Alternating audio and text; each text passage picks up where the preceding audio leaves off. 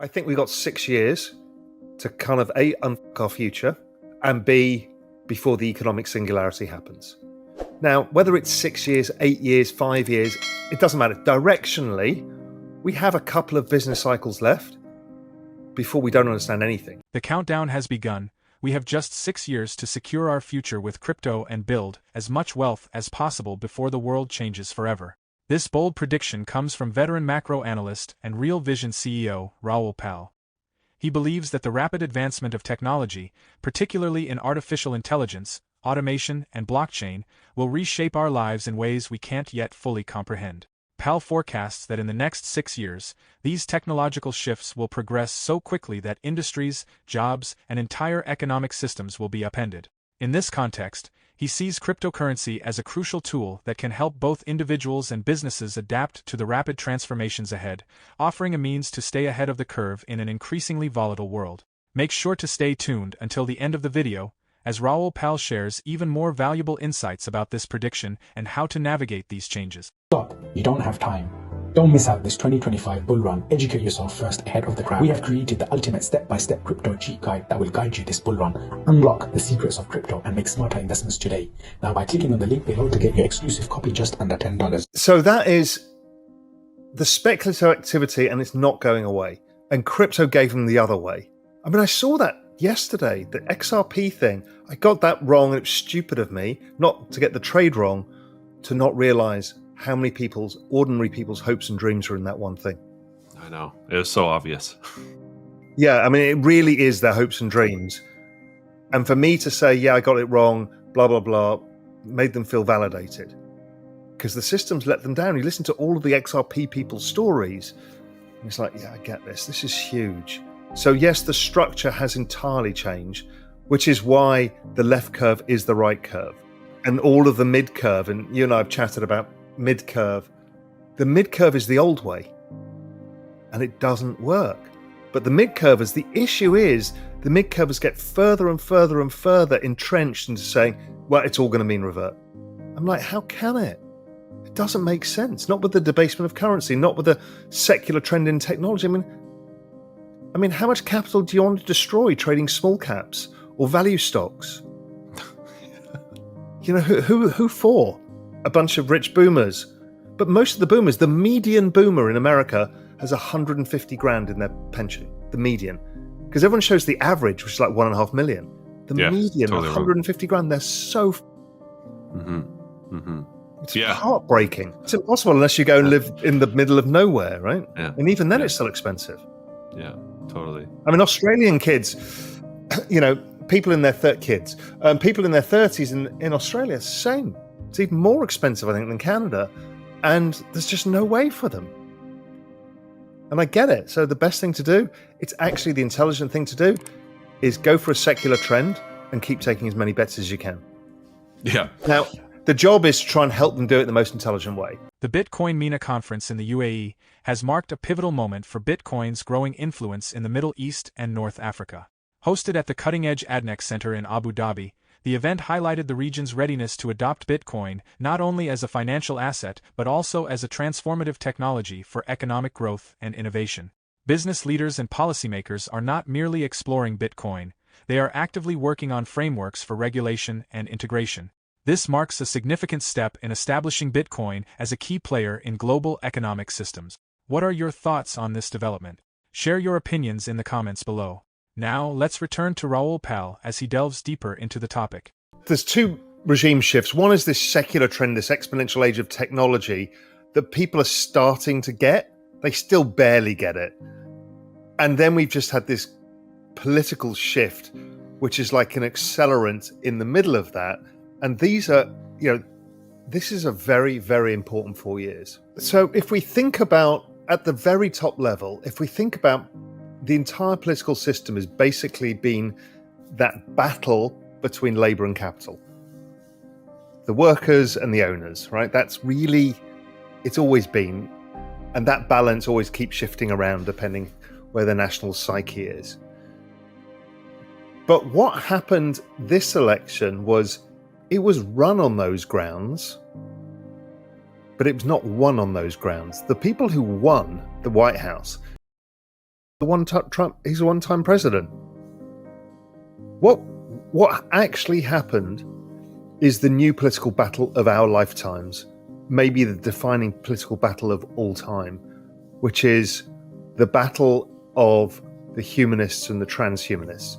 So before I get into that, what's happened is the technologists, the accelerationists, have taken the White House. I mean, at every level. JD Vance was one of them, Vivek's one of them. Elon Musk is literally the king of all of them. He saw the bet, he backed the entire thing, pushed it through. Look at the largest PACs. It's the super PAC formed by Brian Armstrong and A16Z. That was the crypto PAC. The whole battle here is all about the one of technology. So what we will find is they've redefined the entire political landscape forever, probably, away from capital and labor to this new thing of who wants the technology and who doesn't. Now, the issue is here is in the future, there will be no labor. So it can't be a battle between capital and labor because the labor is the AI and the robots. The battle is going to be how fast we want to accept this technological change. But if you realize how fast this is all happening, how fast AI is developing, we will be at AGI by the time the presidency changes. We will have gone to Mars by the time the presidency changes.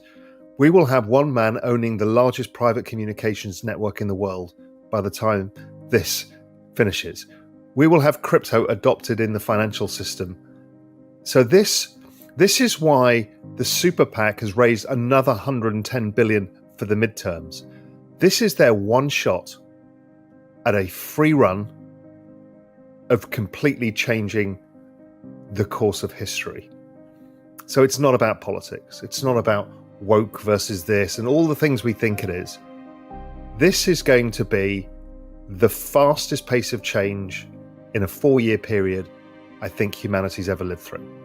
And nobody's ready for it. I've even asked ChatGPT about this, and it's like, yeah, this is the last election before the new change happens. So the new change will redefine politics. So it is an entirely new system being put in place. This whole Department of Doge and all of this is really all about dismantling the old system and rebuilding the new system. And we don't fully know what it looks like, and nobody does. You know, what is the role of the IMF, the World Bank, the United Nations, all of this? We have no idea. So that's really what's happening. But on an economic level, it's also vital because what we've got, and I've produced a chart many times, which is the chart of the labor force participation rate, and inverted is debt to GDP. This is the most important chart of macro, and nobody's ever reproduced it or shown it. It's so fucking obvious. Is as the population ages, comes out of the labor force, you have to offset it by debt. If not, growth goes down. Because the magic formula of GDP is population growth plus productivity growth plus debt growth. So the debt growth is just offsetting the population decline and the lack of productivity of old people. But this keeps going on and on and on, and the way of paying for it has been what I refer to in the everything code as the debasement of currency. It's the general use of excess liquidity to service interest payments on debts and keep rolling the old debts that creates this 4-year cycle. I think we even talked about last time. So that big picture, there's no way out of that trap. There's no way you can have austerity enough to stop that. I mean, it's impossible. The US government is over 100% of GDP in debt, so there is just no way. And the world is, what, 400% of GDP in debt. I mean, it's just like, this is la la land numbers because we've got this aging population everywhere. So the only way out of it is to grow your way out. So if you hear about Scott Bessent coming in, what he's saying is, listen, what I want to try and do is increase growth because that's the only thing we've got. Problem is, it's too difficult to try and have growth long enough in an aging population, you know, above 3% or so, or nominal growth. So that's plus inflation at 5 or 6% to erode this stuff away. It takes decades. So Yes, it buys you a bit of time. The reality is we replace humans with AI and robots, and then we can have infinite humans. And I think that starts happening within 2030, where the multiplier, as opposed to seeing shrinking humans and countries then trying to get an advantage by importing people, and then it gets thrown out of the political process, this whole strain, what we're going to do is we're going to import robots or grow robots and AI. And at first we won't notice it. Like Amazon, I think now employs more robots than humans. You don't notice these things, but they happen. And they get faster and faster and faster. And by the time we get to about 2030, we'll start breaking the economic system, where we don't even know what any of this means anymore. What GDP growth means, who does it accrue to, what do we do in the future, how do financial markets work when AGI is around? All of these mega things are all happening. But what we've just done is secured a government that's going to make that happen, whether we like it or not. Yeah. So, and there's a lot of good things about it and a lot of bad things about it, but we're going to have to go through this, and we're going to split people into those who do not want this to happen, whether it's protecting jobs or old ways of life or just understanding the world around us or not having this God character called AGI. There's many, many things, religion, all of this is going to get wrapped up in this.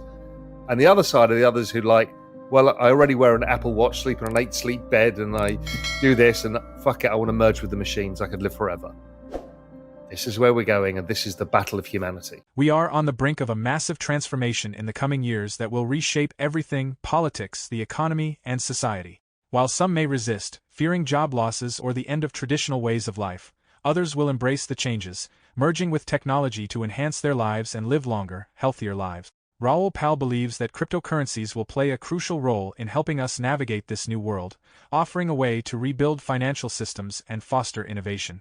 For more Daily Dose Crypto news, check out these 2 awesome videos on your screen. Click now and we will see you on the next video.